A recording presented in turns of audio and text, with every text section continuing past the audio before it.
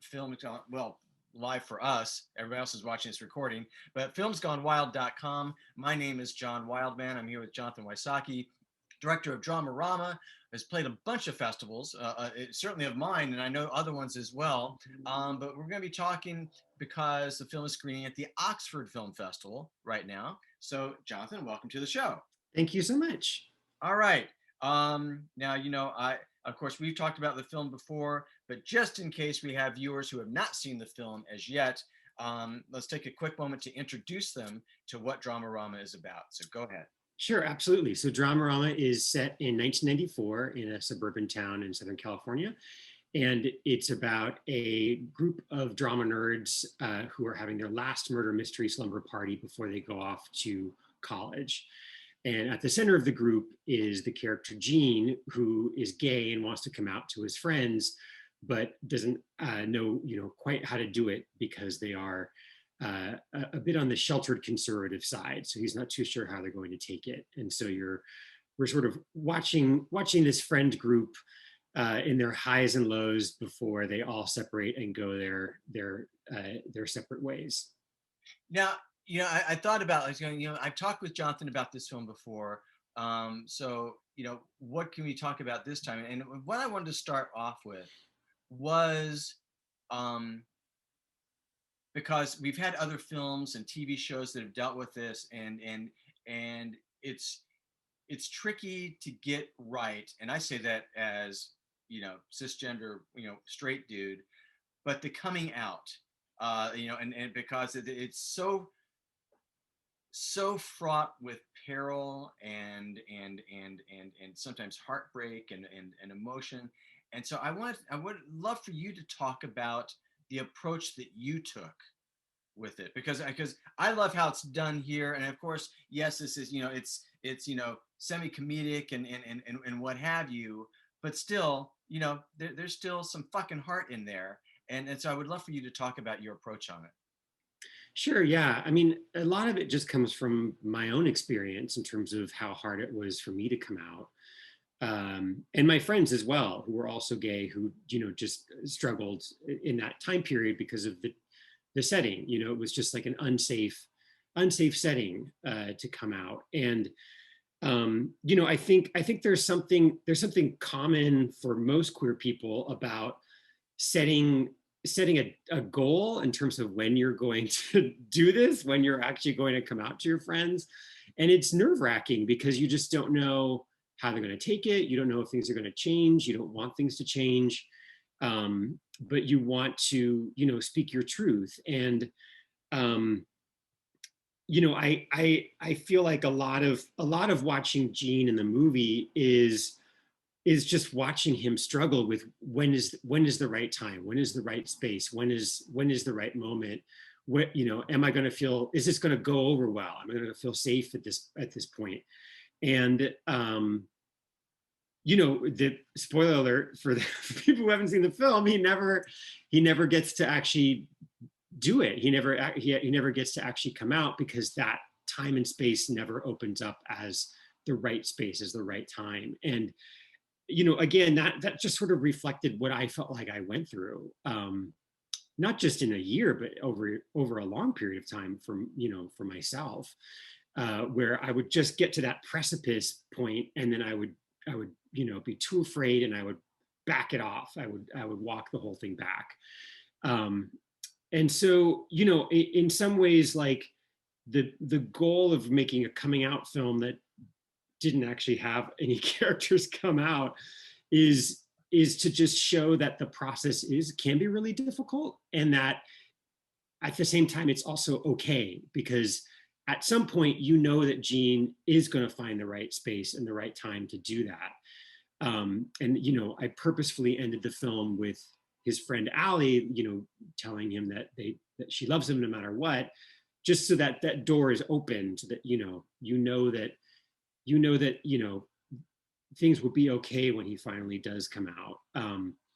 But yeah, I sort of feel like sometimes in coming out films, it's a little too easy and pat,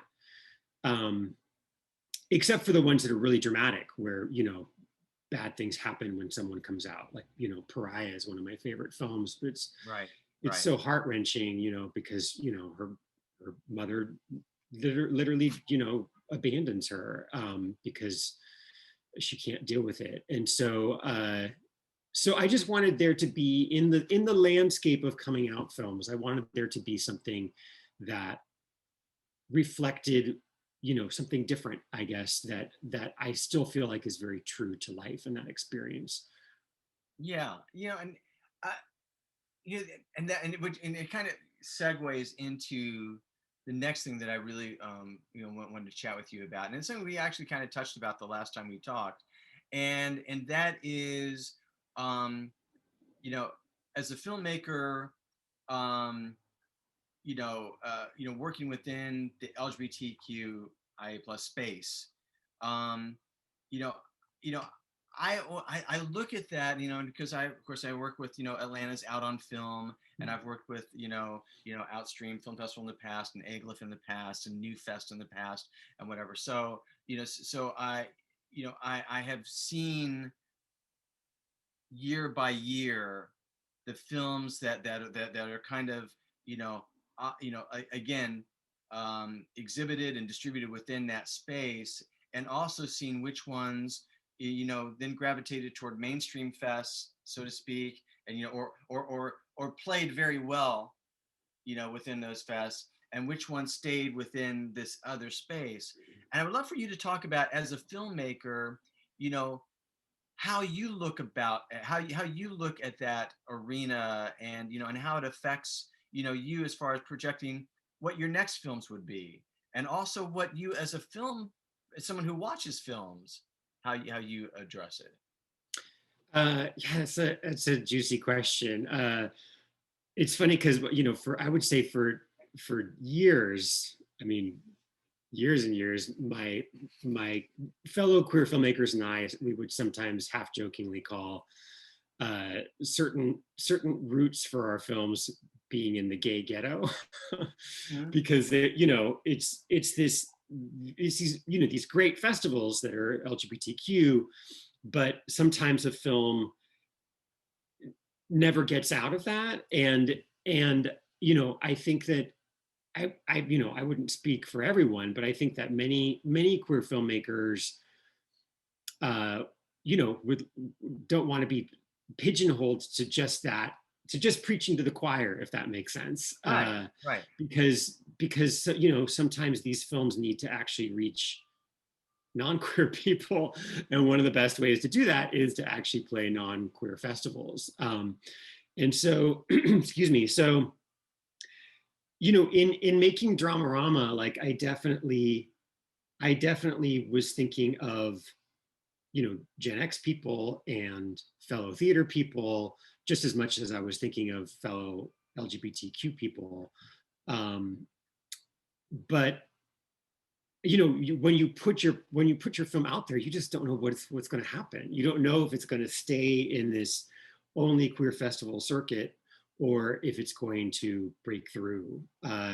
And so, yeah, I guess I don't really know if I have an answer to your question, but I think it's like an interesting one, Well, because it's a bit of like an identity and a chicken and egg thing too. It's like, well, when you're talking about the next film, um, I would like to continue to make films with queer characters, but I don't know if I want to be relegated to only playing queer festivals. right, right. Well, and that's the thing, is that I mean, there's obviously, it is a discussion point question. There's Mhm. no right and wrong answer, but and my ongoing interest in that question is that my immediate instinct as a publicist for film festivals is to get as many butts and seats to watch your film as I possibly can. And so therefore, I go, even when I'm working with, like, say, Out on Film, I go, well, obviously I want as many people from the gay and lesbian and trans community watching that film, but I don't want to stop there, because Mhm. I want everybody else to watch the film, because as I mean, I bragged on the film to you before, but I love Dramarama, and I go, everybody can enjoy the hell out of this. Everybody can tap into this. I mean, I did in a great way, as we talked about. And so I go, so it's not limited. It's not limited to you know to that to the sexual orientation issue, you know, of your audience. I go, but I also am absolutely sensitive to the idea of, um, you know, again, you know, trying to put myself, say, in your shoes, going, yes, I want everybody to enjoy this, but I also, as you say, I'm doing a film, you know, to speak my truth. I'm speaking, and also, you know, there's a certain thing that I've experienced that then I couldn't possibly experience. Mhm. You know, and you know, and so therefore there's a different relationship with that audience. Yeah, no, absolutely. There's a, I mean, it's a for us bias, right? It's definitely, it has a lot of value and it has a lot of importance, and that sense of you know, fellowship within a community like that, I think is really great.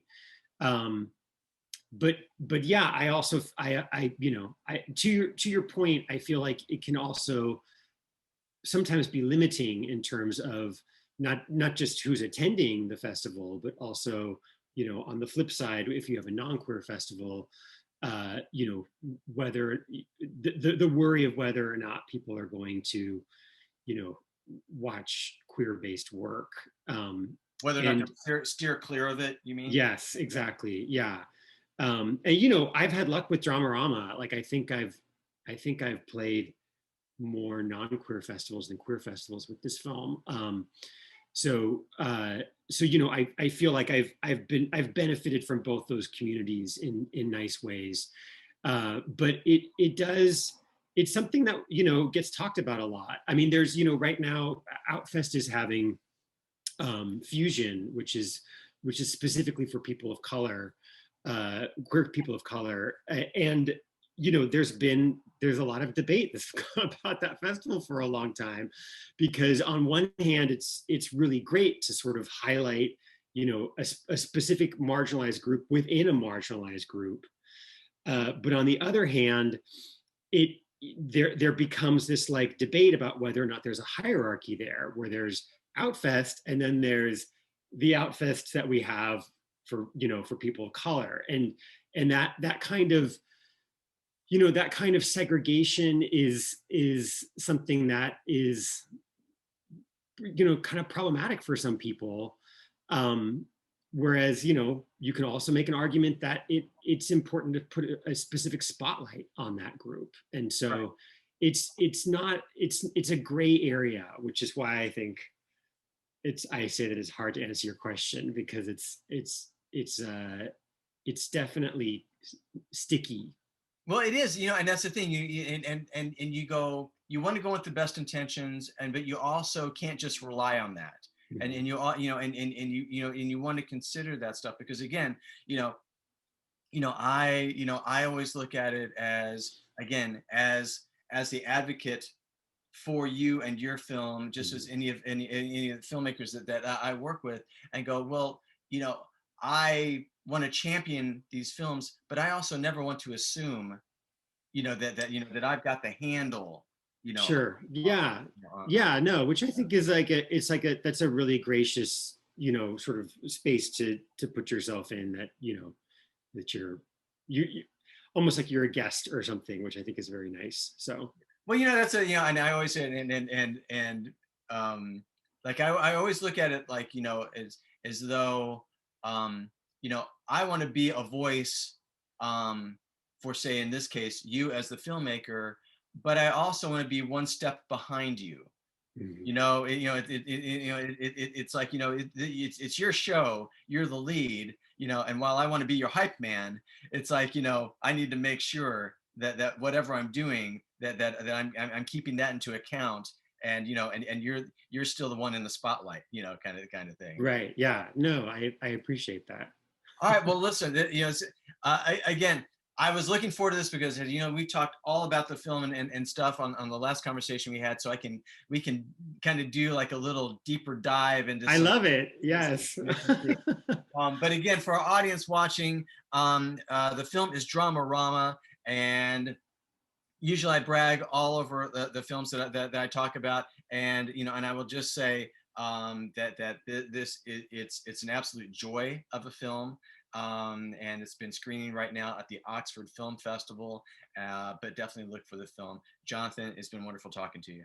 Thank you. Same here. Thanks so much, John.